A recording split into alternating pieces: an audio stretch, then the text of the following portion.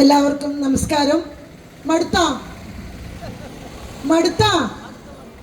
ആരും ഒന്നും മിണ്ടുന്നില്ല. കുറേ കസേരകൾ ഒഴിഞ്ഞു കിടക്കുന്നുണ്ട്. എന്തിനാണ് ജനകീയ സമിതി? നമ്മുടെ പ്രശ്നങ്ങൾ കൃത്യമായി നമുക്ക് വേണ്ടി ചെയ്തു തരാതിരുന്നത് കൊണ്ട് ജനങ്ങളുടെ ആവശ്യം ജനങ്ങൾ ചർച്ച ചെയ്ത് ആരിലേക്ക് എത്തിക്കുന്നു? അധികാരികളിലേക്ക് എത്തിക്കുന്നു, അല്ലേ? ഇവിടെ എനിക്ക് മുമ്പ് സംസാരിച്ച തുഷാർ സാർ ഒരു കാര്യം പറഞ്ഞു. ഞാൻ ഇന്ന സർക്കാരെന്ന് എടുത്തു പറയുന്നില്ല, ഭരണകൂടം എന്ന് മാത്രം പറയുന്നു. അപ്പോൾ ഈ ഭരണകൂടങ്ങൾ 15-ാം ഡിവിഷനെയും 16-ാം ഡിവിഷനെയും എങ്ങനെയാണ് കൃത്യമായി ഒഴിവാക്കപ്പെട്ടത് അല്ലെങ്കിൽ ഒഴിപ്പിക്കാൻ നോക്കുന്നത് എന്ന് ഇവിടെ വ്യക്തമാണ്. എനിക്ക് മുമ്പ് സംസാരിച്ചവർ പറഞ്ഞു 4.25 കോടി രൂപ അനുവദിച്ചിരുന്നു എന്ന്. എനിക്ക് മുമ്പേ സംസാരിച്ചവർ പറഞ്ഞിരുന്നു എന്തുകൊണ്ടത് നടപ്പാക്കിയില്ല എന്ന്. ഇത് നടപ്പാക്കുവാനായിട്ട് ആരാണ് ഇറങ്ങേണ്ടത്?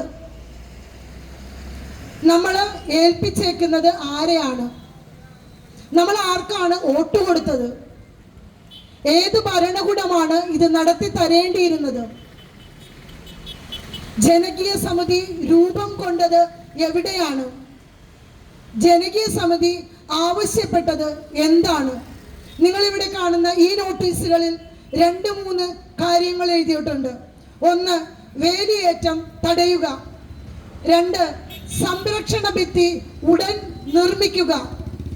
ആവശ്യമായ സ്ലൂയിഡുകൾ നിർമ്മിക്കുക. ഈ 3 ആവശ്യങ്ങൾ നടപ്പിലാക്കി തരേണ്ടത് ആരാണ്?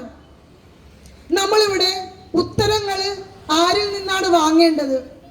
ഇങ്ങനെ ചോദിച്ചോണ്ടേ ഇരുന്നാലേ നമുക്ക് ചോദിക്കാനേ നേരം ഉണ്ടാവുള്ളൂ. അവരിത് കേട്ടോണ്ടേയിരിക്കും. നമുക്ക് ഇടക്കോച്ച് പനമ്പള്ളി നഗറെന്ന് പേരിട്ട് വിളിക്കാൻ പറ്റുമോ? ഇടക്കൊച്ചി കടവന്ത്ര എന്ന് പേരിട്ട് വിളിക്കാൻ പറ്റുമോ? ഇനി അല്ലെങ്കിൽ ബന്ധപ്പെട്ട അധികാരികളെ MLA-യോ MP-യോ അവരെയൊക്കെ ഇവിടെ കൊണ്ടുവന്ന് താമസിപ്പിക്കാൻ പറ്റുമോ? ഒന്ന് വാടകയ്ക്ക് വന്ന് താമസിക്കാൻ പറയാം, അല്ലേ? MP താമസിക്കുന്ന സ്ഥലമാണ്, അല്ലെങ്കിൽ MLA താമസിക്കുന്ന സ്ഥലമാണ്, അല്ലെങ്കിൽ മുഖ്യമന്ത്രി താമസിക്കുന്ന സ്ഥലമാണ്.